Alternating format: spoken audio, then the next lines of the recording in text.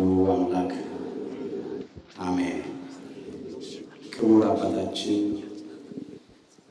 ሰባቴ ቆሞስ አባ ወልደ ማርያም አድማሱ የዚሁ ገዳም ባለቤት፣ ክቡራን አበው ሊቃውንተ ቤተክርስቲያን በየማይረጋችሁ አባቶቼ ካህናት፣ በአገልግሎት የምትመስሉኝ ወንድሞቼ መምህራን ወንጌል፣ ወንድሞች ዲያቆናት፣ የእግዚአብሔር ልጆች፣ የድንግል ማርያም ወዳጆች እንደምን አመሻችሁ።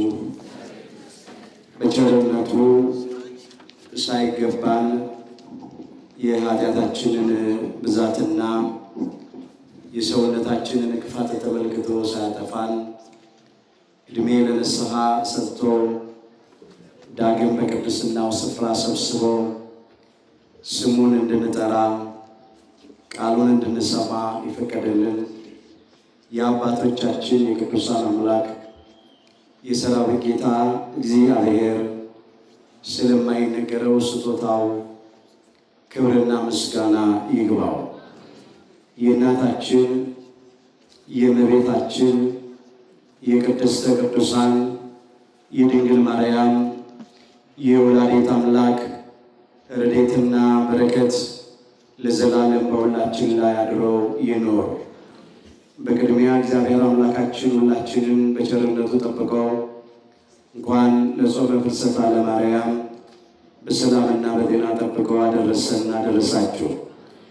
የምስጢር ባለቤት እግዚአብሔር አምላካችን ለሁላችንም ምስጢሩን ገልጦ ያስተምረን። ቤትህን አስተካከል። ትንቢተ ኢሳይያስ ምዕራፍ 38 ቁጥር 1። ለዛሬ አምላካችን እግዚአብሔር እንደረዳን መጠን በሚኖረን ጊዜ የምንማርበት የትምህርታችን ርዕስ ይሆናል። ዛሬ በዚህ ርዕስ ለመማር የመረጥንበት የመጀመሪያው ምክንያታችን ሁላችንም አንድ ቀን ስለምንሞት ነው። መጽሐፍ እንዲህ ይላል፣ ለመወለድ ጊዜ አለው፣ ለመሞትም ጊዜ አለው ይላል። መጽሐፈ መክብብ ምዕራፍ 3 ቁጥር 1 ጀምሮ የተመዘገበ ቃል ለመወለድ ጊዜ አለው ለመሞትም ጊዜ አለው ይላልና ከዚህ የተነሳ በዚህ ርዕስ ለመማር መጥተናል። የመጀመሪያው ምክንያታችን ይሄ ነው።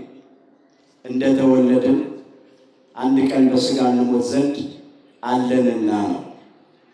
ሁለተኛው ምክንያታችን በተለይ አሁን ሞት በጣም ቅርብ ነው፣ እደጃችን ላይ ነው ያለው። የሰው ሕይወት ርካሽ የምንሞትበት ምክንያቱ ይለያይ ይሆናል እንጂ ሞት በጣም ቅርብ ሆኖ ሁላችንን እያስጨነቀን ነው ያለው።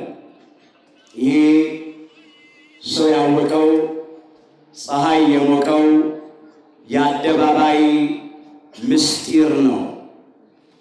አንደኛው በበሽታ፣ ሌላው በጦርነት፣ ሌላው በረሃብ እንዲሁ በልዩ ልዩ ምክንያት ወገኖቻችን ወጥተው እየቀሩ ነው። ወጥቶ መግባት የለም፣ ተቀምጦ መነሳት የለም። ዘመኑ እጅግ አጭር ስለሆነ በዚህ ርዕስ መማር መርጠናል። እስቲ ከኔ ጋር በሉት ይህንን ቃል፣ ቤትህን በሉ አስተካክል። ትንቢተ ኢሳይያስ ምዕራፍ 38 ቁጥር 1 ላይ ይህ ኃይለ ቃል ተመዝግቦ እናገኘዋለን። በዚህ ርዕስ ውስጥ በመጀመሪያ ይህንን ቃል አምላካችን እግዚአብሔር በነቢዩ ኢሳይያስ ላይ አድሮ ለማን እንደተናገረው እንመለከታለን። ሁለተኛ ይህ ቃል ለምን እንደተነገረው እንመለከታለን።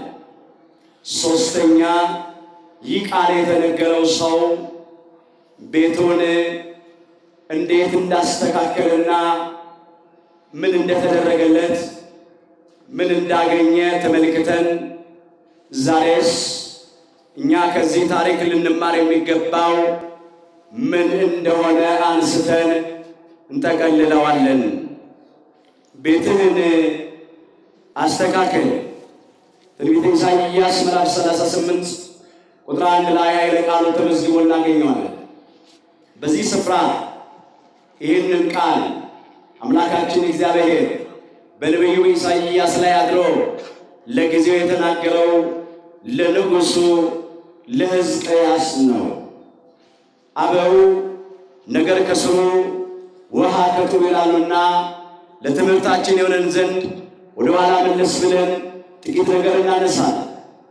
ንጉሡ ሕዝቅያስ ማን ነበረ የሚለውን እናነሳለን።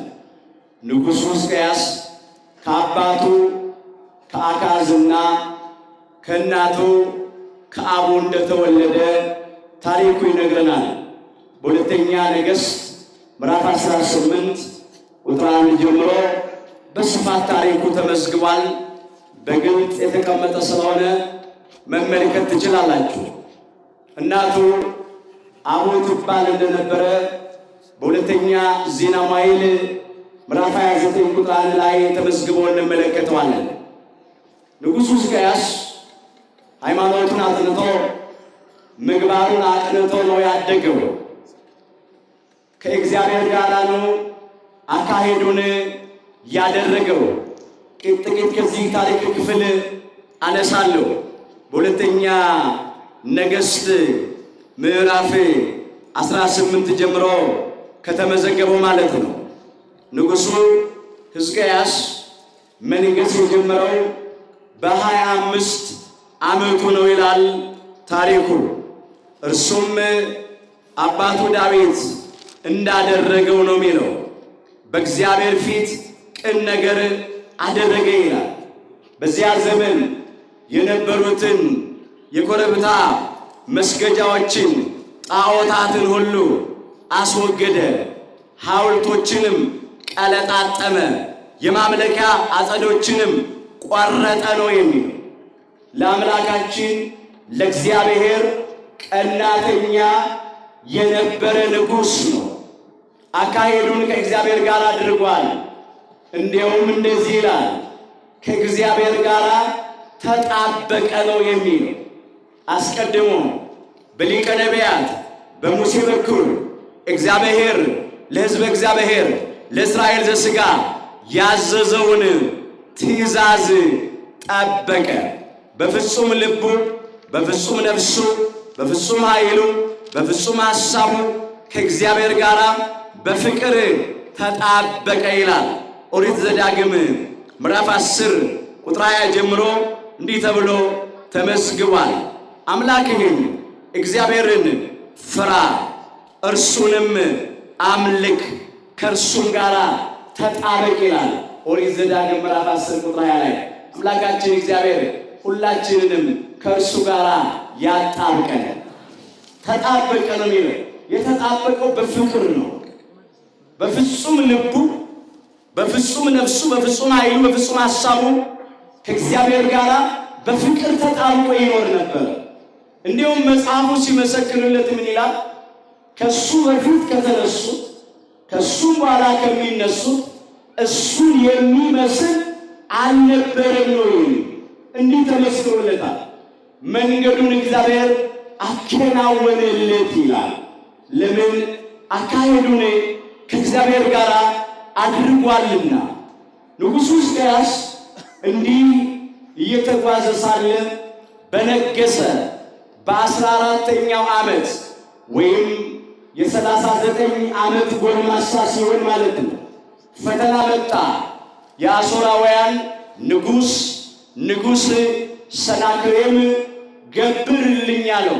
አሦራውያን ጣዖት አምላኪዎች ናቸው። ስድ ሆኖ ነው የሚኖሩ። እግዚአብሔርን አይፈሩም፣ ሰውን አያፍሩም። ንጉሡ ሕዝቅያስ ደግሞ እኔ እግዚአብሔርን እያመለኩኝ ለጣዖት አምላኪው ለሰናክሬም አልገብርም አለ። እምቢ አለ። ያን ጊዜ የአሦራውያን ንጉሥ ሰናክሬም እየዛተ እየፎከረ ደብዳቤ አዘጋጅቶ ለንጉሡ ለሕዝቅያስ ላከ። ከእጄ የሚያድንህ የለምና ለእኔ ብትገብርልኝ ብትገዛልኝ ይሻልሃል አለው። ያለበለዚያ አንተንም ሕዝብህንም አጠፋለሁ አለ። ሰናክሬም በሰራዊቱ ብዛት ተመክቶ ነው ያንን ደብዳቤ ያዘጋጀው። ንጉሡ ሕዝቅያስ ከመልእክተኞቹ እጅ ተቀብሎ ያንን ሰናክሬም የጻፈውን የሞት ደብዳቤ ከነቢዩ ከኢሳይያስ ጋር በእግዚአብሔር ቤተ መቅደስ በመሠዊያው ፊት ለፊት ዘረጋው ይላል ታሪኩ። ይግባኝ ለእግዚአብሔር። እግዚአብሔር እውነተኛ ዳኛ ስለሆነ ለሰው ፊት አይቶ ስለማያዳላ እንዲህ ተብሎ ነው የተጻፈው። ትንቢተ ኢሳይያስ ምዕራፍ 37 ላይ የተመዘገበውን ኃይለ ቃል እንመልከተው። ወገኖቼ አስተውላችሁ ተከታተሉ። እንደዚህ አድርጎ ነው የሚያመጣው። ንጉሡ ሕዝቅያስ ደብዳቤውን ከመልእክተኞቹ እጅ ተቀብሎ አነበበው ይላል ትንቢተ ኢሳይያስ ምዕራፍ 37 ቁጥር 14 ጀምሮ። ሕዝቅያስም ወደ እግዚአብሔር ቤት ወጥቶ በእግዚአብሔር ፊት ዘረጋው ይላል። በማን ፊት ዘረጋው? በእግዚአብሔር ፊት ዘረጋው። ያንን ሰናክሬም የጻፈውን ደብዳቤ ማለት ነው ወደ እግዚአብሔር ፊት ዘረጋው። ወደ እግዚአብሔርም እንዲህ እያለ መማፀን መጸለይ ጀመረ።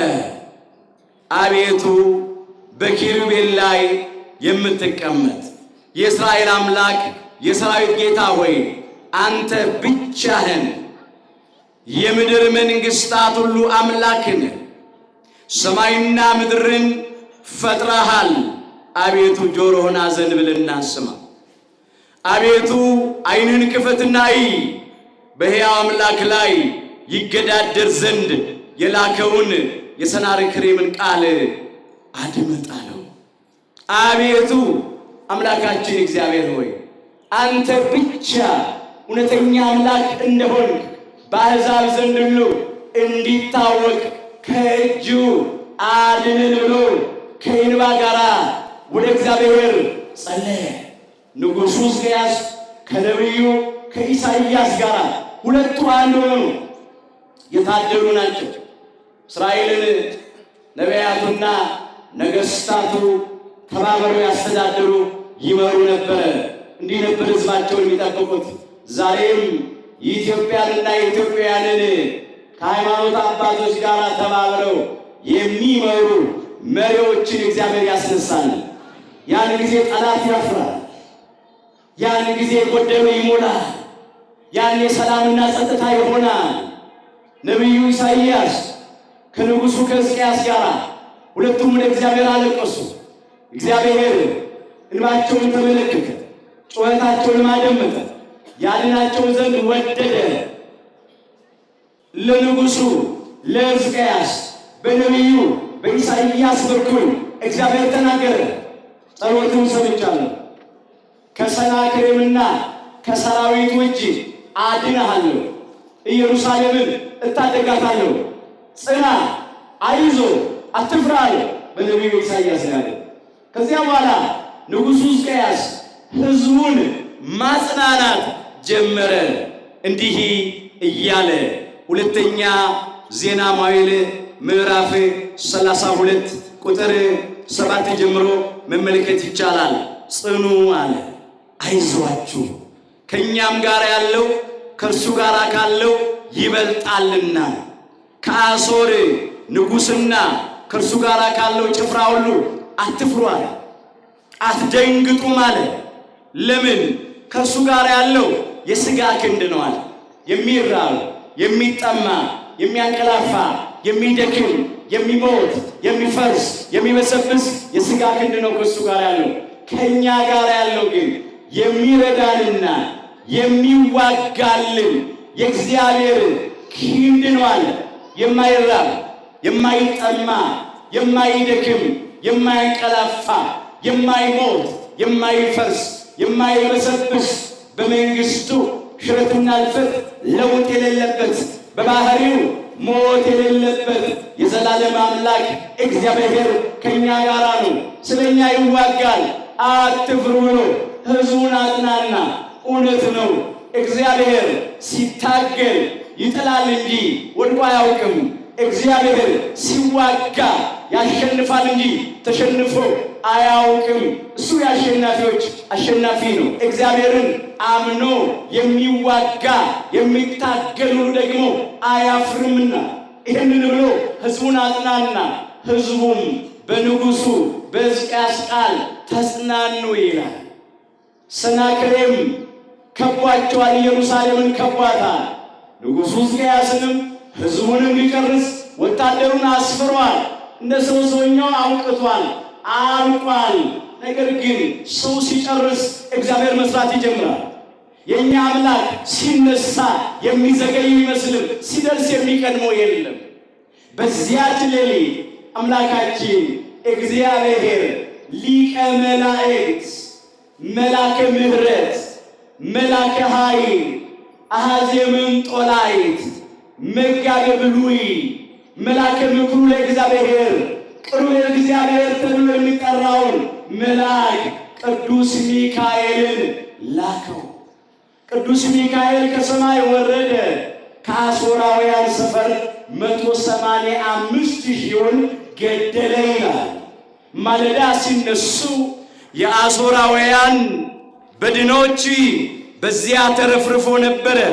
እንዲህ ተብሎ እንደተጻፈ ትንቢተ ኢሳይያስ ምዕራፍ 37 ቁጥር 36 ላይ የእግዚአብሔር መልአክ ወጣ ይላል። ትንቢተ ኢሳይያስ ምዕራፍ 37 ቁጥር 36 ላይ ቅዱስ ሚካኤልም የእግዚአብሔር መልአክ ወጣ፣ ከአሦራውያንም ሰፈር 185,000 ገደለ ነው። እስራኤል አንድ ሰይፍ አልሰነዘሩም፣ አንድ ጦር አልሰበቁም፣ አንድ ድንጋይ አልወረወሩም። እነሱ ወደ እግዚአብሔር ነው የጸለዩት፣ ወደ እግዚአብሔር ነው ያለቀሱት። አስተውሉ ወገኖቼ፣ ሰልፋቸውን እግዚአብሔር ቅዱስ ሚካኤልን ልኮ ተሰለፈላቸው። ውጊያቸውን እግዚአብሔር ቅዱስ ሚካኤልን ልኮ ቅዱስ ሚካኤል ተዋጋላቸው። ለዚህ እኮ ነው እስራኤላውያን ከግብፅ ከባርነት ቤት ነፃ ሲወጡ እንዲህ እያሉ የዘመሩት እግዚአብሔር ተዋጊ ነው፣ ስሙም እግዚአብሔር ነው ያሉት። በኦሪት ዘጸአት ምዕራፍ 15 ቁጥር 3 ላይ የተመዘገበ ቃል ነው። እውነት ነው። እስራኤል ከግብፅ ከባርነት ቤት ነፃ ሊወጡ ጉዞ በጀመሩ ጊዜ እግዚአብሔር በ9 ታላላቅ ተአምራት በ10ኛ ሞተ በኩር ሕዝቡን ነፃ ለማውጣት ሲጀምር ጉዞ ሲጓዙ በፊት ለፊታቸው የኤርትራ ባህር ተደቅኖ ነበር። ከኋላ ደግሞ ፈርዖን ሰራዊቱን አስከትቶ እየገሰገሰ መጣ። ወደ ቀኝ ዞር ሲሉ ሊወጡት የማይችል ያገጠጠና ያፈጠጠ ተራራ ነበር። ወደ ግራ ዞር ሲሉ ደግሞ ጭው ያለ ገደል ነበረ። የጸነሱ አሉ፣ ወደ የሚያጠቡ አሉ። ኮተታ ኮተት ዕቃ ተሸክሟል። እንኳን ያንን ሁሉ ይዞ ባዶ እጅም ሆኖ ማምለጥ አይቻልም። አለቀልን አሉ እስራኤላውያን። በቃ ላናመልጣቸው ለምን ወጣን? ከፊት ለፊታችን ባህር ተደቅኗል፣ አንሻገረው። ከኋላ ሰራዊት መጥቷል፣ የፈርዖን ሰራዊት። ከቀኝ ተራራ አለ፣ ከግራ ገደል አለ። አንዳንዴ እንደዚህ አጣንቅኝ ውስጥ እንገባለን። ዙሪያው ገደል ይሆንብናል፣ ማጣሪያ ያጥርብናል፣ በሞት ጥላ እንከበባለን። ሰማይ በላያችን ላይ የተደፋብን እስኪመስለን ድረስ መውጫ ማምለጫ የሌለን እስኪመስል ድረስ ግን የእግዚአብሔር በወጀብም በአውሎ ነፋስም ውስጥ መንገድ አለው። ለሱ በደመና ውስጥ ቀስተ ደመና አለው። ጨለማችንን ያበራዋል። ያን ጊዜ ነው ሊቀ ነቢያት ሙሴን እንዲህ ያለው ለሕዝቡ እንዲህ በላቸው፣ አትፍሩ፣ ዝም ብላችሁ የእግዚአብሔርን ማዳን እዩ። ዛሬ የምታያቸውን ግብፃውያንን ለዘላለም አታያቸውምና በሃይማኖት ጽኑ ቆሙ። እግዚአብሔር ታምራቱን ያደርግ ዘንድ ነበረውና እግዚአብሔር ስለ እናንተ ይዋጋል፣ እናንተም ዝም ትላላችሁ እንደተባለ፣ አዎ ሊቀ መላእክት ቅዱስ ሚካኤል ከሰማይ ወረደ። ለእስራኤላውያን የኤርትራን ባህር ለሁለት ከፈለ፣ እንደ ግድግዳ አቆመ፣ እንደ ሳር ክምር አደረገ። ሕዝቡ በደረቅ ተሻገሩ። ፈርዖንና ሰራዊቱ ሲሞክሩ በኤርትራ ባህር ሰጠሙ። ፈርዖናውያን የሚሮጡት የሚገሰግሱት እስከ ኤርትራ ባህር ድረስ ነው። እግዚአብሔር ባህሩን አያሻግራቸውም። ጽዋው ሞልቶ ሲተርፍና ሲፈስ እግዚአብሔር ለበቀል ይነሳል።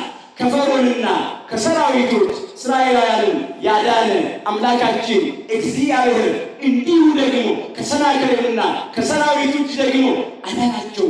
ቅዱስ ሚካኤልን ልኮ እግዚአብሔር የሚዋጉ ስውር ሰራዊት አሉት።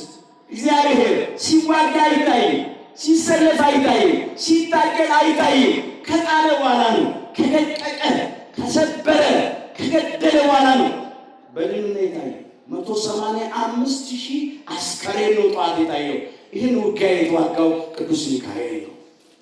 በዚህ ጊዜ ሰናክሬም ደግሞ ወደ ጣዖቱ ቤት ሲገባ ይላል ልጆቹ እዚያው ጣዖቱ ቤት ገደሉት ይላል። ሰናክሬም ሞተ። አሁን ድል መጣ። ከድል በኋላ ክብር የሚገባው እግዚአብሔር ነው። መጽሐፍ እንዲህ ይላል፣ በመከራ ቀን ጥራኝ እኔም አድንሃለሁ አንተም ታከብረኛለህ ተብሎ ተጽፏል። መዝሙር 49 ቁጥር 15 ላይ። ችግሩ የሚጀምረው እዚህ ጋር ነው። ንጉሡ ሕዝቅያስ ከድል በኋላ ለእግዚአብሔር ክብር መስጠት ነው። አስተውሉ። ምን ይላሉ አለው? ታሞ የተነሳ ፈጣሪው ረሳ። የመጽሐፍ ቅዱስ ሳያስፈልግ ሁላችን ነው ቆል ታሞ የተነሳ ፈጣሪው ረሳ። ንጉሡ ሕዝቅያስ ድል ካገኘ በኋላ እግዚአብሔርን ዘነጋ፣ እግዚአብሔርን ረሳ። ልቡ ኮራ ነው የሚለው መጽሐፍ። ልቡ ኮራ። ይሄ ድል የተገኘው በእኔ የጦር ብልሃትና ስልት ነው። ለእግዚአብሔር ምስጋና ከማቅረብ ፋንታ፣ ለእግዚአብሔር ክብር መስጠት ፋንታ ክብሩን ለራሱ ወሰደ። ምን አለ ግን አምላካችን እግዚአብሔር? በመከራ ቀን ጥራኝ እኔም አድንሃለሁ፣ አንተም ታከብረኛለህ። ንጉሡ ሕዝቅያስ ከነቢዩ ከኢሳይያስ ጋር በመከራቸው ቀን እግዚአብሔርን ጠርተውታል። እግዚአብሔርን ሰምቷቸዋል። እግዚአብሔርን ከመከራ አድኗቸዋል። ከሰናክሬምና ከሰራዊቶች ታድጓቸዋል። ድልን አቀዳጅቷቸዋል። አሁን ክብር መሰጠት የነበረበት ለእግዚአብሔር ነው። ነገር ግን እሱ ክብርን ለራሱ ወሰደ። ሁለተኛ ዜና መዋዕል ምዕራፍ 32 ቁጥር 25 ላይ ቃል ማየት ትችላላችሁ። የሕዝቅያስም ልቡ ኮራ ይላል። እንደተቀበለው ቸርነት መጠን አላደረገም ይላል። የአንዳንዶቻችንም ችግር ይሄ ነው። አንዳንድ ጊዜ ሲጨንቀን ሲጠበን ግራ ሲገባን እግዚአብሔር እንለምናለን፣ እግዚአብሔር እንጠይቃለን። እግዚአብሔር ደግሞ ይለምንናል። እግዚአብሔር የልቡናችንን በጎ መሻት ይፈጽምልናል። የለመንነውን አይደለም ከለመንነው በላይ ይሰጠናል። የምናስበው አይደለም ከምናስበው ይልቅ እጅግ አብልጦ ያደርግልናል። እንዲህ ያለ አምላክ ነው እግዚአብሔር። ከእናት ይልቅ እናት ነው፣ ከአባትም ይልቅ አባት ነው። እርሱ ነው ያለው ቅዱስ ጳውሎስ። ከምንለምነው ወይም ከምናስበው ይልቅ እጅግ አብልጦ ያደርግልናል ብሏል። በኤፌሶን መልእክቱ ምዕራፍ 3 ቁጥር 20 ላይ የመዘገበው ኃይለ ቃል ነው። እውነት ነው። እግዚአብሔር አምላካችን የለመነውን ብቻ አይደለም የሚሰጠን፣ የሚበጀንን እንለምን እንጂ፣ የሚጠቅመን ይሁን እንጂ፣ የሚያንጽ ነገር ይሁን እንጂ፣ እንደ ፈቃዱ የሆነ ልመና ይሁን እንጂ፣ እግዚአብሔር ከለመነው ላይ ይሰጠናል። ከምናስበው ሁሉ ይልቅ እጅግ አብልጦ ያደርጋል። ለሕዝቅያስ ያልጠበቀውን ያላሰበውን አደረገለት። ሕዝቅያስ ግን እንደተቀበለው ቸርነት መጠን ሳያደርግ ቀረ። ክብርን ምስጋና ለእግዚአብሔር ሳይሰጥ ቀረ። እንደ አንዳንዶቻችን ማለት አንዳንዶቻችንም እንደዚህ ነው የምንሆነው። አይ እድሜ ለገንዘቤ፣ እድሜ ለእውቀቴ፣ እድሜ ለጉልበቴ፣ እድሜ ለነገሌ ገሌ የሚባል ባለስልጣን ዘመድ ስላለኝ ብለን በስጋ ለባሽ ወገኖቻችንና ዘመዶቻችን ነው የምንመካው። የእግዚአብሔርን ቸርነት፣ የእግዚአብሔርን ማዳን፣ የእግዚአብሔርን ስጦታ እንዘነጋለን። የሚመካ ቢኖር እግዚአብሔር ልቡናችን ሰሌዳ ላይ ይጻፋል። አደራችሁ በሚጠፋ ብራችን፣ በሚሻር እውቀታችን፣ በሚደክም ጉልበታችን፣ በሚረግፍ ውበታችን ትናንት ባልነበሩ ኋላም በሚያልፉ አቅመ ቢሶች በሆኑ በስጋ ለባሽ ወገኖቻችንና ዘመዶቻችን ስንመካ እንዳንገኝ። ጠቢብ በጥበቡ አይመካ፣ ኃያልም በኃይሉ አይመካ፣ ባለጸጋም በብልጽግናው አይመካ። የሚመካ ቢኖር በእግዚአብሔር ይመካ ተብሎ የተጻፈው በትንቢተ ኤርምያስ ምዕራፍ 9 ቁጥር 23 ላይ ልንመካ የሚገባው በአምላካችን በእግዚአብሔር መጀመሪያ ከጦርነት በፊት ከድል በፊት በመከራ ጊዜ በፈተና በችግር ጊዜ ንጉሡ ሕዝቅያስ በእግዚአብሔር ተመካ። የሚረዳ የሚዋጋልን እግዚአብሔር ነው። እሱ ያድነናል። አይዟችሁ ብሎ ስሙን ጠርቶ እሱን አጽናና። ከድል በኋላ ግን ያንን ረሳ፣ ተወ፣ በራሱ ተመጻደቀ፣ ታበየ። ቤት የተባለ ልቡናው ተበላሸ። ከዚያ እግዚአብሔር ቆነጠጠና አልጋ ላይ አስተኛው። በደዌ መታው። ሕዝቅያስም ይላል እስከ ሞት ድረስ ታመመ ይላል። ርዕስ አድርገን የተነሳንበት የመጽሐፍ ቅዱስ ክፍል ነው። ትንቢተ ኢሳይያስ ምዕራፍ 38 ቁጥር 1 ጀምሮ ሕዝቅያስም እስከ ሞት ድረስ ታመመ። እግዚአብሔር ለንጉሡ ለሕዝቅያስ አቅሙን አሳየው። አንተ እንኳን ከሰናክሬምና ከአሦራውያን እጅ ሕዝብህን ልትታደግ ቀርቶ ራስህን እኮ ከደዌ ማዳን የማትችል አቅመ ቢስ ነህ፣ ትቢያ ሸክላ ነህ ብሎ ቆነጠጠና አስተኛ። ለምን?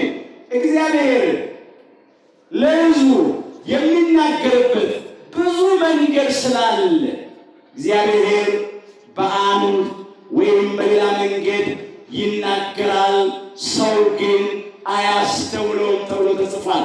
መጽሐፈ ኢዮብ ምዕራፍ 33 ቁጥር 4 ጀምሮ እውነት ነው እግዚአብሔር በአንድ ወይም በሌላ መንገድ ይናገራል። እውነት ነው እግዚአብሔር ለሕዝቡ በመጽሐፍ ይናገራል፣ ያስተምራል። የተለመደ በብሉያቱ በአዲሳቱ በሊቃውንቱ መጻሕፍት የተናገረ ነው። እግዚአብሔር ለሕዝቡ በመምህራን በሊቃውንት ላይ አድሮ ይናገራል። በቅዱሳን ነቢያት፣ በቅዱሳን ሐዋርያት፣ በጻድቃን ሰማዕታት፣ በሃይማኖት አባቶች ላይ አድሮ እየተናገረ ነው፣ ይናገራል። እግዚአብሔር ለሕዝቡ በሕልም በራእይ ይናገራል ይላል። ይቀጥልና እዚያው ኢዮብ 33 ቁጥር 14 ጀምሮ ይናገራል።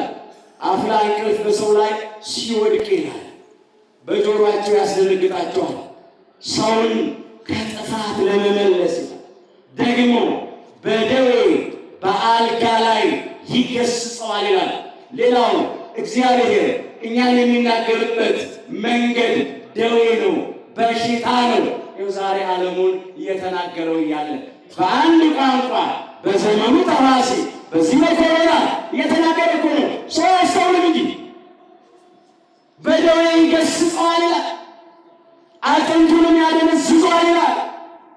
ለምን? ሰው ከጥፋት እንዲመለስ፣ ከውድቀት እንዲነሳ፣ ከርኩሰት እንዲቀደስ፣ የኃጢአቱን ስርየት እንዲያገኝ እግዚአብሔር በደዌ በአልጋ ላይ ገስጸዋል። ንጉሡ ሕዝቅያስን በደዌ ገሰጸውና አስተውለው ቀጣው። ያን ጊዜ እንዲህ አለው፣ ትሞታለህ እንጂ። እስቲ ከኔ ጋር በሉ፣ በደንብ አስረግጣችሁ ተናገሩ። በሕይወት አትኖርምና ቤትህን አስተካክል። ርዕሳችን ቤትህን አስተካክል። ትሞታለህ እንጂ በሕይወት አትኖርምና ቤትህን አስተካክል። አሁን የንጉሡ ሕዝቅያስ ቤተ መንግሥት አልተበላሸም። እሱ የሚያስተካክሉ ብዙ ባሮች፣ ብዙ አገልጋዮች አሉ። ደግሞ የንጉሡ ሕዝቅያስ ቤተ መንግሥት ለእግዚአብሔር ምኑ ነው? ጉዳዩ ከንጉሡ ከሕዝቅያስ ቤተ መንግሥት ጋር ሳይሆን ከንጉሡ ከሕዝቅያስ ልብ ጋር ነው። የተበላሸው የንጉሡ የሕዝቅያስ ልቡ ነው። ቤት የተባለ ሰውነቱ ሕይወቱን የተበላሸ በትዕቢት ተበላሸ፣ በኃጢአት ቆሸሸ፣ በበደል ረከሰ፣ እግዚአብሔርን ትቶ ክብርን ለራሱ ወሰደ። ስለዚህ እግዚአብሔር ቆነጠጠው። እኛ እኮ ስንያዝ ጭብጥ አንሞላም፣ ስንለቀቅ ነው ሜዳማ ይበቃል፣ ጉንፋን ይበቃናል፣ ራስ ምታት ይበቃናል፣ እግር ቁርጥማት፣ ሆድ ቁርጠት ይበቃናል። እንዲህ ይላል መጽሐፍ፣ እስትንፋሱ በአፍንጫው ያለበትን ሰው ተውት ይላል፣ እርሱ ስለምን ይቆጠራል ነው የሚለው ትንቢተ ኢሳይያስ ምዕራፍ 2 ቁጥር 22 ላይ። እዚች ጋር ብትያዝ ነገሯ እኮ አበቃች። እናውቃለን አቅማችንን። ይህ ዛሬ አሁን በብዙ ሚሊዮን የሚቆጠሩ ሕዝብ የፈጀ ሄደዌ የዘመኑ ተዋሲ ብዙዎችን ያስጨነቀ፣ አሁንም ብዙዎች በዚህ የተሰቃዩ፣ ሌሎቻችንም በስጋት ውስጥ ነው ያለን። ይህ ደዌ የጉንፋን ያህል ነው። ጉንፋን ነው፣ መተንፈስ ነው የሚያሳጥረው። ከዚያ በኋላ ማሰቃይቶ የሚገል እያየን ነው። እስትንፋሱ በአፍንጫው ያለበትን ሰው ተውታል። እሱ ስለምን ይቆጠራል? ንጉሡ ሕዝቅያስ ሲታመም አቅሙን አወቀ። ከዚያ ነቢዩ ኢሳይያስ ወደ ንጉሡ ወደ ሕዝቅያስ ተልኮ መጣ። እየበረረ ትሞታለህ እንጂ በሕይወት አትኖርምና ቤትን አስተካክላለሁ። ንጉሡ ሕዝቅያስ ነገ አላለም፣ የዛሬ ዓመት አላለም። ወዲያው ከነቢዩ ከኢሳይያስ ይህንን ቃል ሲሰማ በፍጹም ልቡ ወደ እግዚአብሔር ተመለሰ። መተላለፉ በደሉን አስቦ እንባውን አፈሰሰ፣ ምርር አድርጎ አለቀሰ። ነቢዩ ኢሳይያስ ይህንን ተናግሮት ጉዞ ከጀመረ በኋላ እንደገና እግዚአብሔር መለሰው። ሂድና ለባሪያዬ ለሕዝቅያስ እንዲህ በለዋል፣ ጸሎትህን ሰምቻለሁ፣ እንባህንም ተመልክቻለሁ። እነሆ ከደዌ እፈውስሃለሁ፣ በዕድሜ ላይም 15 ዓመት እጨምርልሃለሁ አለው። ክብር ምስጋና ይግባው አምላካችን እግዚአብሔር። እንዲህ ያለ አምላክ ጸሎትን ሰምቻለሁ፣ እንባህንም ተመልክቻለሁ፣ ከደዌ ከበሽታ እፈውስሃለሁ፣ በዕድሜ ላይም 15 ዓመት እጨምርልሃለሁ። ንጉሡ ሕዝቅያስ ቤቱን አስተካከለ። በፍጹም ንስሐ ነው የተመለሰ። እንባውን አፈሰሰ። አምላካችን እግዚአብሔር ደግሞ ከደዌ መፈወስ ብቻ አይደለም፣ ዕድሜ ጨመረለት። ወገኖቼ ንስሐ ከደዌ ይፈውሳል፣ እንባ ከበሽታ ያድናል። በፍጹም ልብ ወደ እግዚአብሔር ተመልሶ ንስሐ ገብቶ ተጸጽቶ ማልቀስ ዕድሜም ይጨምራል። ንጉሡ ሕዝቅያስ በሰራዊቱ ብዛት፣ በገንዘቡ፣ በስልጣኑ፣ በጉልበቱ፣ በእውቀቱ ከደዌው ሊፈወስ አይችልም ነበር። ዕድሜውን ሊጨምር አይችልም ነበር። ነገር ግን ዕድሜውን የጨመረለት ንስሐ መግባቱ ማግባቱ የፈወሰው መመለሱ። ከዚያ እግዚአብሔርን ሲያመሰግን እንዲህ ይላል። ከተቀበለ በኋላ ከተደረገለት በኋላ ትንቢተ ኢሳይያስ ምዕራፍ 38 ቁጥር 12 ጀምሮ የተመዘገበውን መመልከት ይቻላል። እንዲህ ያለ ማደሪያ የተነቀለች እንደ እረኛ ድንኳንም ከኔ ዘንድ ተወገደች፣ ሕይወቴንም እንደ ሸማኔ ጠቀለልኩ፣ እሱ ከመጠቅለያው ይቆርጠኛል አልኩ ይላል። አሁን የእረኛ ድንኳን የላስቲክ ድንኳን ናት። ዝናብ ሲዘንብ ብትን አድርጎ መልበስ ነው። የእረኛን ድንኳን ለመትከል ጉድጓድ መቆፈር፣ ምሰሶ ማቆም አያስፈልግም። ዝናቡ ሲከለከል ሲያባራ ሲተው ደግሞ ጥቅልል ማድረግ ነው። ድካም የለም። የኔም እድሜ እንዲህ ተጠቀለለች፣ እንዲህ አለቀች፣ አበቃልኝ ብዬ ነበር አለ። አከተመልኝ ብዬ ነበር አለ። ነገር ግን አለ አንተም ፈወስከኝ፣ ወደ ሕይወትም መለስከኝ አለ። ክብር ምስጋና ይግባው አምላካችን እግዚአብሔር። አንተ ፈወስከኝ፣ ወደ ሕይወትም መለስከኝ። ተማረ። መከራ ጥሩ አስተማሪ ነው። መከራ ጥሩ መካሪ ነው። አቦ ምን ይላሉ? ምከረው ምከረው ምከረው፣ እምቢ ካለ መከራ ይምከረው። ሰው ሀ ብሎ ከፊደል ይማራል። በሳር በስንደዶ ሀ ብሎ ቆጥሮ ከፊደል ይማራል። ብሎ ደግሞ በሐሳር በመከራ ውስጥ ደግሞ ይማራል። ንጉሡ ሕዝቅያስ አስቀድሞ በፊደል ተምሮ ነበር። በፊደል የተማረውን ትምህርት ኦሪቱን ጠንቅቆ ያውቃል። ሃይማኖትን አጥንቶ ይኖር ነበር። ምግባሩን አጥንቶ ይኖር ነበር። የእግዚአብሔርን ፈቃድ እየፈጸመ ይኖር ነበር። ነገር ግን ሲደረግለት እንደተቀበለው ቸርነት መጠን አላደረገም። ትንቢት ወደ ሕይወቱ መጣ። እግዚአብሔር በፊደል የተማረውን ትምህርት ለረሳው ለሕዝቅያስ በመከራ ሊያስተምረው ወደ ገሰጸው። እኛም እንዲያደርጋል እግዚአብሔር ወገኖቼ። አንዳንድ ጊዜ በፊደል የተማርነውን በቃል የተማርነውን ትምህርት አንዳንዶቻችን እንረሳለን። ሲሞላልን፣ ሲመቸን፣ ስንደላደል፣ ሕይወት ሲሳካልን እንረሳለን። እሮጠን ስንቀድም፣ ሰርተን ስናገኝ፣ ነግደን ስናተርፍ፣ ተምረን በጥሩ ውጤት ስንጨርስ፣ እንጀራ ሲወጣልን፣ ታግለን ስንጥር፣ ወልደን ስንስም፣ ሰርተን ስንቅም በቃ እንረሳለን። አሁንማ ምን ያስፈልገኛል? ምን ያደርግልኛል? ሞልቶልኛል የሚሉ ሰዎች አሉ። ምን አጣሁና? እኔ ባለጸጋ ነኝ፣ እኔ ባለስልጣን ነኝ፣ እኔ ባለ እውቀት ነኝ፣ ተምሬያለሁ፣ 2-3 ዲግሪ አለኝ፣ ምን ያደርግልኛል እግዚአብሔር የሚሉ ሰዎች አሉ። እግዚአብሔርን ለችግሩ ጊዜ ብቻ የምንፈልግ ሰዎች አሉ። ስለዚህ እግዚአብሔር ምን ያደርጋል? በመከራ ያስተምራል። ንጉሡ ሕዝቅያስን በመከራ አስተማረው፣ ገሰጸው፣ ቀጣው። ንጉሡ ሕዝቅያስን ተቀጣና ተመለሰ። እንደዚህ ተብሎ ተጽፏል። መገሰጽንስ እግዚአብሔር ገሰጸኝ ይላል አባታችን ክቡር ዳዊት፣ ለሞት ግን አልሰጠኝም ይላል። መዝሙር 117 ቁጥር 18 ላይ የተመዘገበ ቃል ነው። አዎ እግዚአብሔር መገሰጽን ይገስጻል፣ ለሞት ግን አሳልፎ አይሰጥም። ንጉሡ ሕዝቅያስን ገሰጸው በደዌ። ንጉሡ ሕዝቅያስ ተገሰጸ፣ ተቀጣ። እግዚአብሔር ለሞት አሳልፎ አልሰጠውም። በንስሐ ስለተመለሰ ከደዌው ፈወሰው።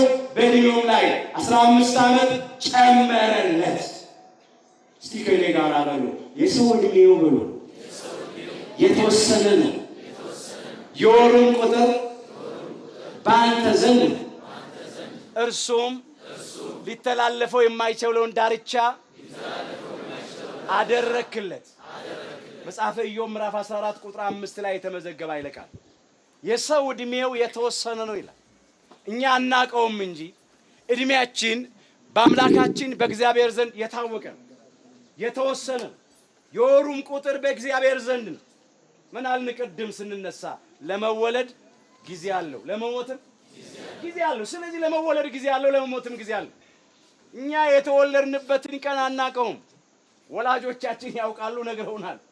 እግዚአብሔር ግን መቼ ልንወለድ እንደነበረን ያውቃል። እንዲሁ ደግሞ የምንሞትበትን ቀን እግዚአብሔር ያውቃል። ለዚህ ምድር መጻተኞች ነን። ያ የእንግድነት ዘመን ሲያበቃ አረፍተ ዘመን ይመጣል፣ ይገታናል።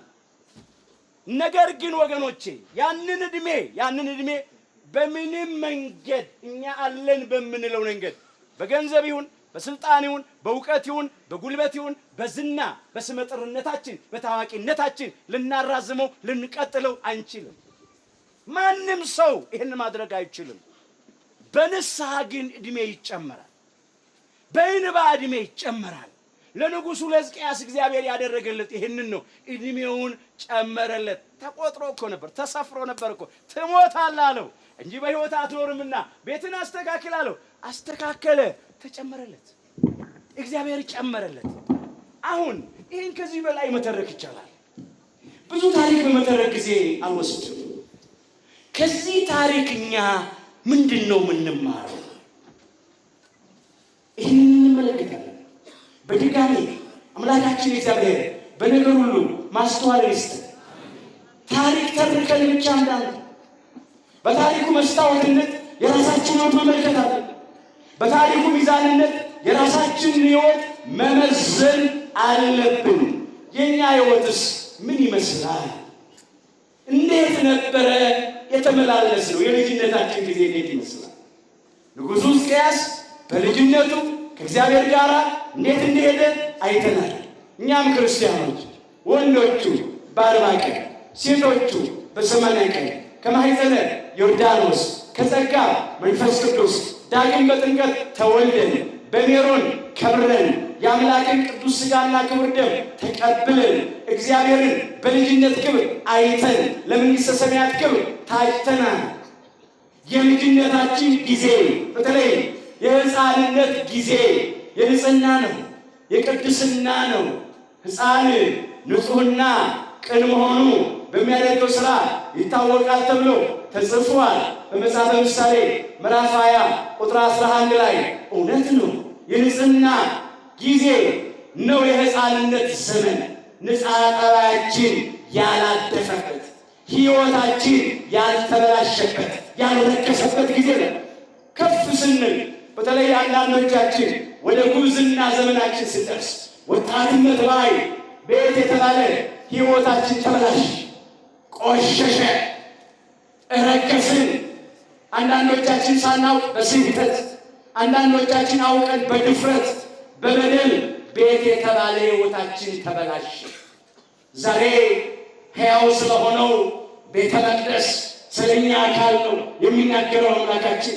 በነቢዩ ኢሳይያስ ያለው ንጉሡ ሕዝቅያስን የተናገረ አምላክ ዛሬም እኛን ይናገረናል በዚህ ቃል። ትሞታላችሁ እንጂ በሕይወት አትኖሩምና ቤታችሁን አስተካክሉ ይለናል። መጽሐፍ እኮ እንደዚህ ይላል፣ ማንም የእግዚአብሔርን ቤተ መቅደስ ቢያፈርስ እግዚአብሔር እርሱን ያፈርሰዋል። የእግዚአብሔር ቤተ መቅደስ ቅዱስ ነውና ያውም እናንተ ናችሁ ይላል አንደኛ ቆሮንቶስ ምዕራፍ 3 ቁጥር 16 ላይ። አዎ ሕያው የእግዚአብሔር ቤተ መቅደስ የተባልን እኛን በጥንተ ተፈጥሮ ካለመኖር ወደ መኖር አምጥቶ የፈጠረን፣ በእጆቹ ያበጃጀን፣ በመዳፎቹ የቀረጸን፣ ግሩምና ድንቅ አድርጎ የሰራን፣ በአርአያውና በመልኩ የፈጠረን እኛ ቤቱ ቤተ መቅደሱ ነን።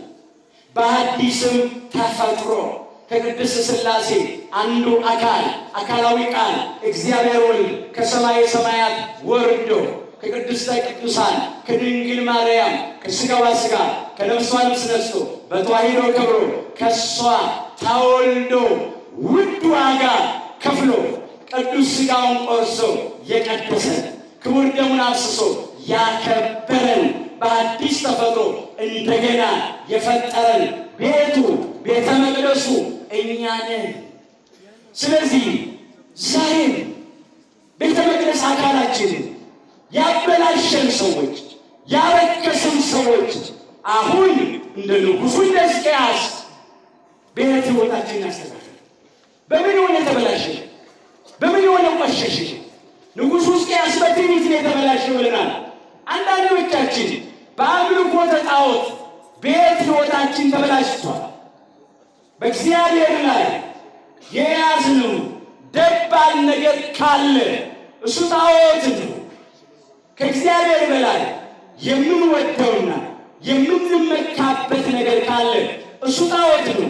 ከእኛ ሕይወት መወገድ መራቅ አለበት።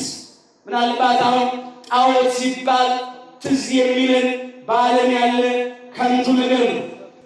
ጠንቋዩን፣ ድግምተኛውን፣ መተተኛውን፣ አስማተኛውን፣ ቆሪጡን፣ ጠቋሩን፣ ጊፍቱኒማ አደበይ የሚለውን እናስይሆናል ወይ መዳፍን ለመጻፍ የሚለውን ጥንቆላና ነሳ ይሆናል። ጨለውን እናስይሆናል። የቡና አተላ በስኒ ውስጥ ያለውን ጥንቆላ የሚመጣብን ሰዎች አለን። ወይ ወሰራ ገብስማ እያሉ በበዓል ቆዳ እየመረጡ ሚያድና የሚሰውትን ምናስባለን። ወይ ከፍ ብሎ ፀሐይን፣ ጨረቃን፣ ከዋክብትን ማምለክ፣ ወይ ዝቅ ብሎ ባህሩን፣ ሸንዶውን ማምለክ፣ ለባም መገበር የሚመስላቸው ሰዎች አሉ። እሱ ብቻ ግን አይደለም። ዘመናዊ ጣዖታት አሉ።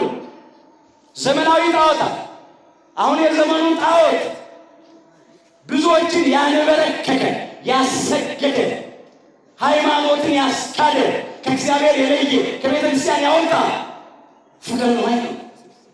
በገንዘብ ፍቅር ብዙ ሰዎች ጠፍተዋል። እግዚአብሔር ሁላችንን ከዚህ ሰዎች ፍቅር ነው። የገንዘብ ፍቅር አንድ ባሪያ ለሁለት ጌቶች መገዛት አይቻለውም ይላል። ወይ አንዱን ይወዳል ሌላውንም ይጠላል፣ ወይ ወደ አንዱ ይጠጋል ከሌላውም ይርቃል። እናንተም ለእግዚአብሔር አምላክና ለገንዘብ መገዛት አትችሉም ተብሎ ተመዝግቧል። የማቴዎስ ወንጌል ምዕራፍ 6 ቁጥር 24 ላይ እናገኘዋለን። አሁን የዘመኑ ጣዖት ብዙ ሰዎችን ከክብር ያዋረደ ፍቅረ ነዋይ ነው። አንዳንዶች እኮ በንጹሐን ደም የምንታጠበው ስለ ገንዘብ ፍቅር እኮ ነው። ፍርድ ማጓደሉ፣ ድሃ መበደሉ፣ ጉቦ መቀበሉ፣ ሰነድ መሰረዝ መደለሱ፣ በሚዛን ማጭበርበሩ ከፍቅር ነዋይ የተነሳ እኮ ነው። ቤት የተባለ ልባችን ሕይወታችን በዚህ የተበላሸብን ሰዎች አለን። ወንድም ወንድሙን፣ ወገን ወገኑን በጠራራ ፀሐይ ለሞት ለመከራ አሳልፎ የሚሰጠው በገንዘብ ፍቅር ነው። ገንዘብን የሚወድ ሰው የማይሰራው ግፍ የለም፣ የማያደርገው ክፉ ነገር የለም። ተጽፏላ ገንዘብን መውደድ የክፋት ሁሉ ስር ነው ይላል አንደኛ ጢሞቴዎስ ምዕራፍ 6 ቁጥር 10 ላይ የተመዘገበ ይለቃል። ገንዘብን መውደድ የክፋት ሁሉ ስር ነው። አንዳንዶች ይሄንን ሲመኙ ከሃይማኖት ተሳስተው በብዙ ፍቅር ራሳቸው ነው ይላል። ከሃይማኖት መሳሳት አንደኛው እምነት ማጉደል ነው፣ አደራ መብላት ነው፣ መሐላ ማፍረስ ነው፣ ቃልን ማጠፍ ነው፣ በአንድ ራስ መብላት ነው። ሌላው ሃይማኖትን መካድ፣ ክርስትናን መካድ፣ ክርስቶስን መካድ፣ ከቤተ ክርስቲያን መውጣት፣ ከእግዚአብሔር መለየት። ለምን? ለገንዘብ ፍቅር ነው። ይሄንን የሚመስል ክፋት ሱሳን ለገኝ ሰዎች ቤት የተባለ ልቦቻችን ልቡናችን በዚህ የተበላሸብናለን። ገንዘብ በመውደድ ምክንያት፣ ገንዘብ በማምለክ ምክንያት ማለት ነው። በእውነት አምላካችን እግዚአብሔር ፍቅረ ነዋይን ከልቡናችን አውጥቶ ፍቅረ እግዚአብሔርን በልቡናችን ይትከልልን። ባካችሁ ለጸሎት ስንቆ አምላኬ እግዚአብሔር ሆይ ፍቅር ልቤን ያሸንፈው ነው። ፍቅር ልቤን ይግዛው ነው። የእግዚአብሔር ፍቅር ያሸነፈው ልብ ማንም አይሸነፍ። የእግዚአብሔር ፍቅር የገዛው ልብ ማንም አይገዛው። ለእግዚአብሔር ፍቅር የሚገዛ ልብ ያለው ሰው የገንዘብ ፍቅር አይገዛውም። የተቃራኒ ጾታ ፍቅር አይገዛውም። የሹመት የስልጣን ፍቅር አይገዛውም። የዚህ ምድር ክብርና ጥቅም ፍቅር አይገዛውም። ችግሩ አንዳንዶቻችን በሕይወታችን ውስጥ ከእግዚአብሔር በላይ የምንወደው ነገር አለ።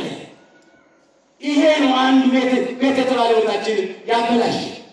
ጣዖት እያመለክን ተገኝተናል። ዘመናዊ ጣዖት ማለት ያ ነው። ገንዘብን እናመልካለን፣ እውቀትን እናመልካለን፣ ውበትን እናመልካለን፣ ጉልበት የምናመልካለን፣ ስልጣን እናመልካለን፣ መሳሪያና ሰራዊት የሚያመልኩ ሰዎች አሉ። ባዶ እኮ የሆነ ነገር ባዶ እያየን እኮ ባለስልጣኖቹ ስልጣናቸው መቻል አላቸው። በዓለም ዙሪያ ባለ መሳሪያዎቹ ባለ ሰራዊቱ መቻል አላቸው። አንዳንዶቹ የተገኙት ቆሻሻ መጣያ ጉባኤ ውስጥ አለ። ስንቱን ላንሳላችሁ? ዘመኑን ማየት እኮ ገንዘብ መቻል አለ፣ እውቀት መቻል አለ።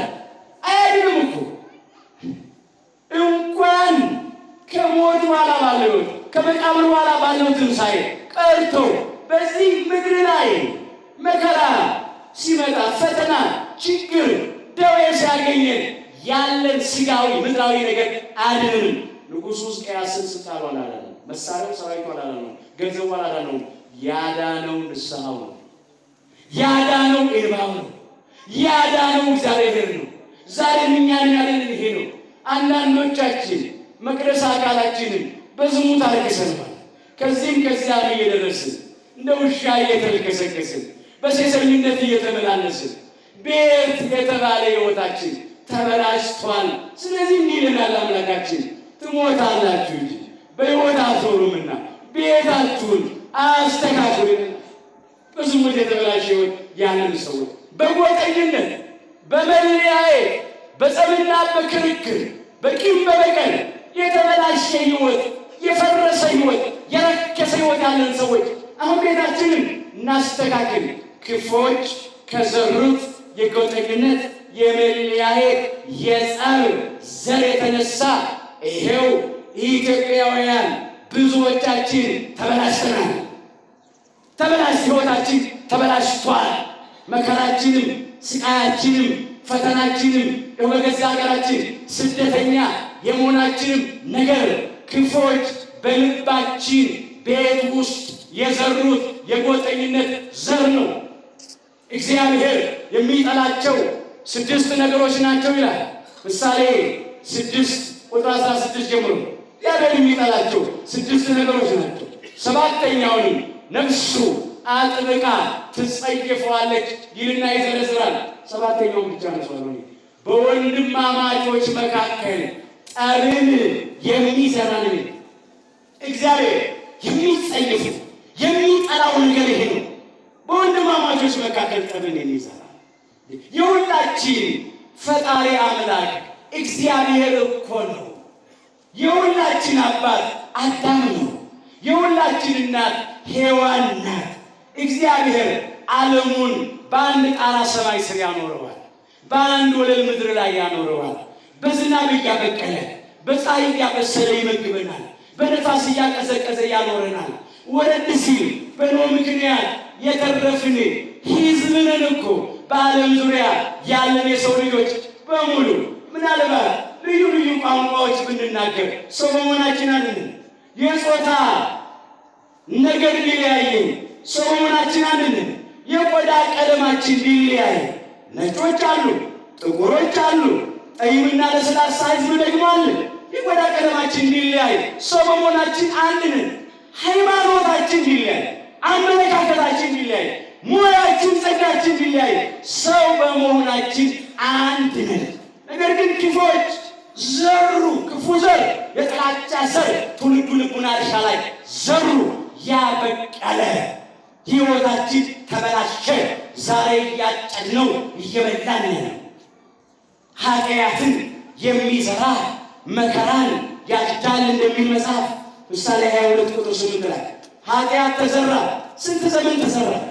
ይኸው መከራን እያጨድን ነው።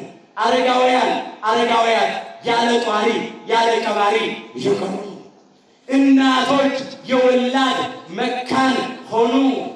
ልጆች ያላሳዳጊ ቀሩ። የእርስ በርስ መለያየት፣ የእርስ በርስ መባላት፣ የእርስ በርስ መጣላት፣ የእርስ በርስ መነካከስ ያውም እኮ ወገኖቹ አሁንማ ኢትዮጵያውያን ክርስቲያኖቹ ጭምር የአንዲት ቤተክርስቲያን ልጆች የተባለ አድርጎናል። የኢትዮጵያ ኦርቶዶክሳዊ ተዋሕዶ ልጆች በአንድ መስቀል ነው። ከአንድ ማኅፀነ ዮርዳኖስ ከአንድ ጸጋ መንፈስ ቅዱስ ነው ዳግም በጥምቀት የተወለድነው። በአንዱ ሜሮን ነው የከበርነው። ከአንዱ ውስጥ ነው አባቶቻችን ከካህናት ቅዱስ ሥጋውን የተቋደስነው። ከአንዱ ጽዋ ነው ከወንድሞቻችን ከዲያቆናት እጅ በዕርፈ መስቀል ክቡር ደሙን የቀመስነው። ብዙ ብልቶች ስንሆን በክርስቶስ አንድ አካል ነን። አንዲት ርስት ገነትን ኋላ መንግሥተ ሰማያትን ተስፋ አድርገን የምንጠባበቅ ነን። ዛሬ ግን ክርስቲያኖቹ የክርስቶስን ነገር ዘንግተን የመስቀሉን ነገር ረስተን ወንጌልን ረስተነው እርስ በርሳችን እየተባላን የተጣላን ነው ያለነው። እግዚአብሔር በቃችሁ ይበለን። ይሄ እኮ የተበላሸ ልብ ያመጣው ነው። ከልብ የበቀለ ክፉ ሀሳብ በአንደበት የተነገረ ክፉ የጎጠኝነት ዘር ነው። ሌላ መስላችሁ አሁንም ይሄ ክፉ ዘር ይሄ መራራ የጎጠኝነት የመለያየት የጠብና የክርክር ስር ከትውልዱ ልቡና ላይ ተነቅሎ ካልተወገደ ምንፈልገው ሰላም የለም። ምንፈልገው ጸጥታ፣ ምንፈልገው ደስታ፣ ምንፈልገው ረፍት የለም። አሁን ካምና ዘንድሮ ይሻላል ስንል ከዘንድሮስ ከርሞ ይሻላል። እግዚአብሔር ከርሞን እንደፈቃዱ የተሻለ ያድርግልን። አሁን ወደ ኋላ እየሄድን እናመስግን። ወደ ኋላ እየሄድን ከማጋጫና ከጋጫና ወደዚያ ያለ ይሻላል ነው። እጅግ እኮ ያሳዝናል። አሁን እያንዳንዳችን ራሳችን ምን እስቲ የድርሻችን ይወጣል። እስቲ ያለው አሁን ቤታችን ህይወታችንን ለማስተካከል እንወስን። ጊዜ ቀጠሮ አንስት። የልቡና ትንሣኤ እንነሳ። ሕዝቅያስን እናስበው። እኛም ተገስጸናል። በበሽታው ተገስጸናል። በረሃብ ነው የተገሰጽን ነው። በስደት የተገሰጽን ነው። በስበስ ጦርነት የተገሰጽን ነው። ስንቱን ዘርዝርላችሁ። ተግሳጹ ልዩ ልዩ አይነት ነው እንጂ ተገስጸናል። እግዚአብሔር የሚገስጸን ለምንድን ነው? ስለሚወደን።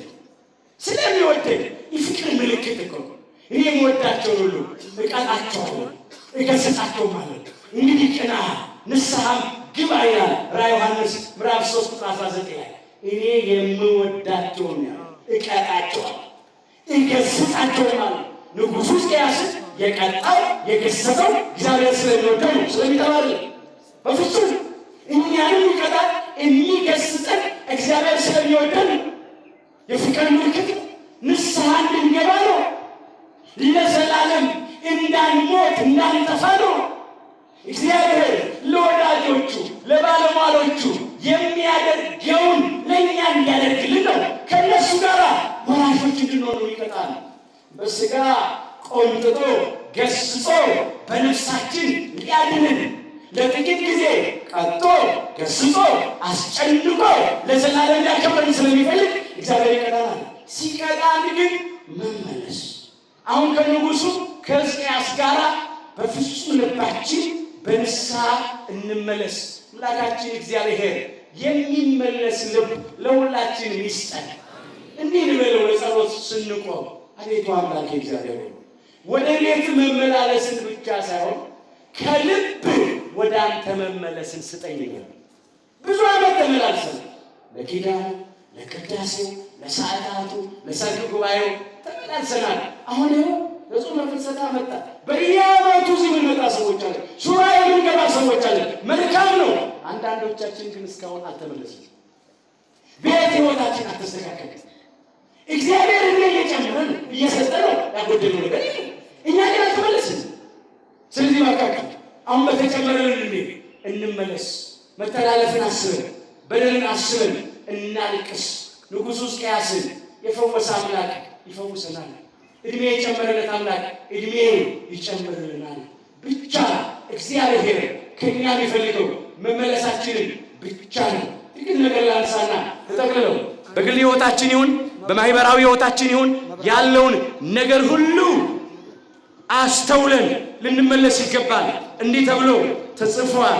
ነቢየ እግዚአብሔር ቅዱስ ኢዩኤል ላይ አድሮ የተናገረው ቃል ነው። አምላካችን እግዚአብሔር ለጊዜው ለሕዝበ እግዚአብሔር ለእስራኤል ዘሥጋ ተነግሯል። ፍጻሜው ስለ ሁላችን የተነገረ የሚነገር ቃል ነው። እንዲህ ብሎ አንስቶታል።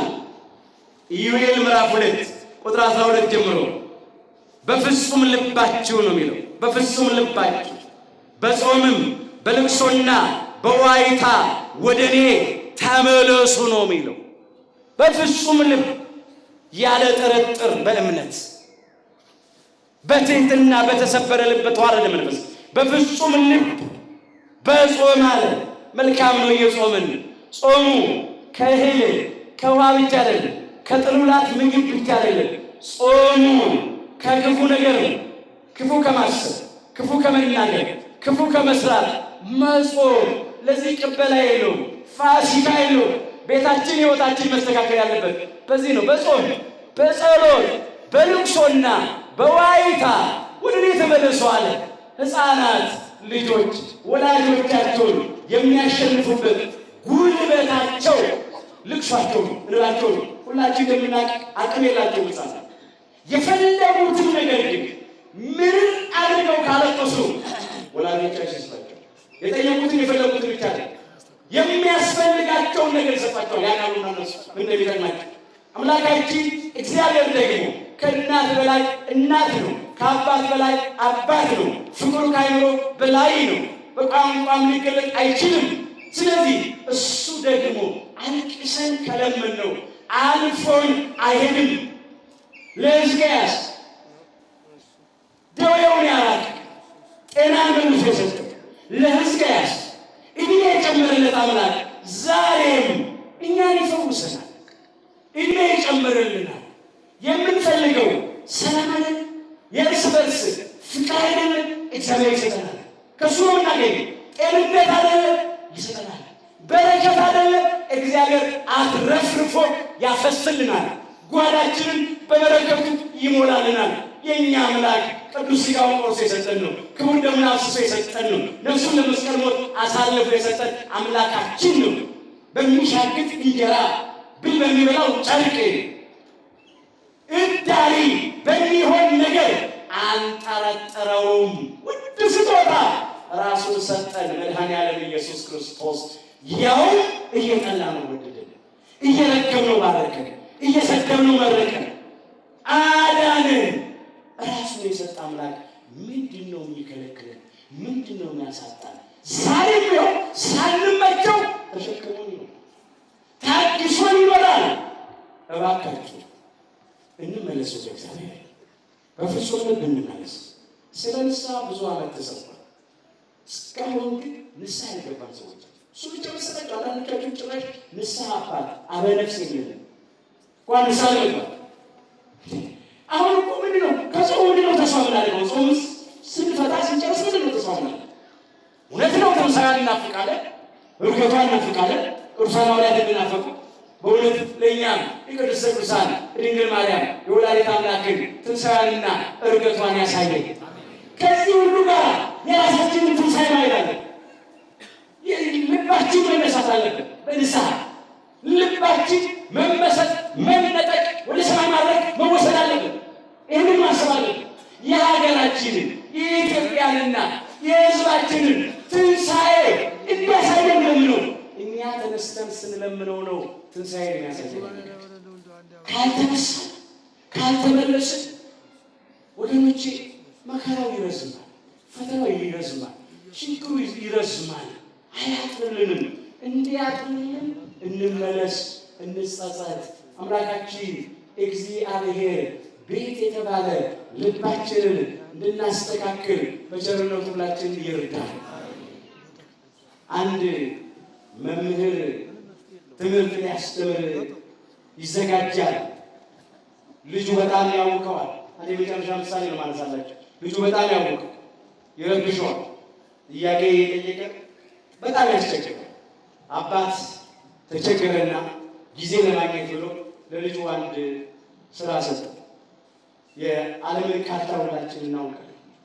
ያንን የዓለም ካርታ ለያየና ዓለምን አስተካክለን እንደነበረች አድርገን ስጠኝ ብሎ ሰጠው ለልጁ።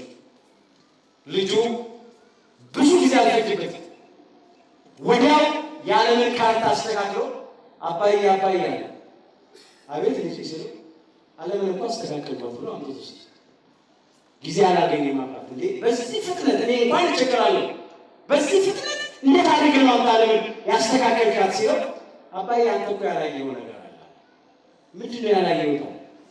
በዓለም ካርታ ጀርባ ላይ የሰው ምስል ነበር፣ የተሳለ የሰው ምስል ነበር። ልጁ ያስተካክል የነበረው የዓለምን ካርታ ሳይሆን የሰውየውን ምስል። ጭንቅላቱን አምጥቶ ይገጥማል፣ እጆቹን ይገጥማል፣ እግሮቹን ይገጥማል፣ ወዲያው ይጨርሳል። ከዛ አንተ እኮ ያልገባ ነገር አላባት። እሺ ምንድን ነው ያልገባኝ ሲል ነገሩ እኮ እንደዚህ ነው። በጀርባው እኮ የሰው ምስል እኮ አለ፣ የሰው ስዕል አለ። እኔ ያስተካከልኩት ሰውየውን ሳስተካክል ዓለም ተስተካከለች። ስለዚህ ሰውየው ከተስተካከለ ዓለም ተስተካከለች። መምህሩ በቃ ልጁ ልሰጥ ምን አለ? ሰው ከተስተካከለ ዓለም ተስተካከለች። ቤትህ ርዕሳችን ነው። ቤትህ ተስተካከለ። እያንዳንዳችን ቤት ህይወታችንን ካስተካከል ሀገራችን ኢትዮጵያ ተስተካከለች፣ ቤተሰባችን ይስተካከል። ዋናው ከላይ እስከ ከሊቅ እስከ ደቂቅ ሁላችንም ራሳችን ያስተካከል። ያኔ እንድትስተካከል የምንፈልጋት ኢትዮጵያ ተስተካከል። ሳይስተካከሉ የተስተካከለ ነገር መጠበቅ ነው። ትሞታለች፣ በሕይወት አትኖርምና ቤትህን አስተካከል። ትንቢተ ኢሳይያስ ምዕራፍ 38 ቁጥር 1። ዛሬ እድሜያችን ከሸማኔ መሮጫ ይልቅ እየቸኮለ ነው። ከሚሮጥ ሰው ይልቅ እየፈጠነ ነው። አሁን ታይቷ ላይ የሚጠፋ እንፋሎት ነው። የጠዋት ላይ ጤዛ ነው። ተሰባሪዎች ሸክላዎች ነን። ስለዚህ እባካችሁ በሞትና በእኛ መካከል አንድ እርምጃ ብቻ ስለቀረ ቅርብ ስለሆነ ሞት ሳንዘጋጅ ሳንሰናዳ ያ ቀን እንዳይደርስብን በሞትም እንዳንጠራ እግዚአብሔር ይርዳል። አምላካችን እግዚአብሔር በቸርነቱ የሁላችንንም መጨረሻችንን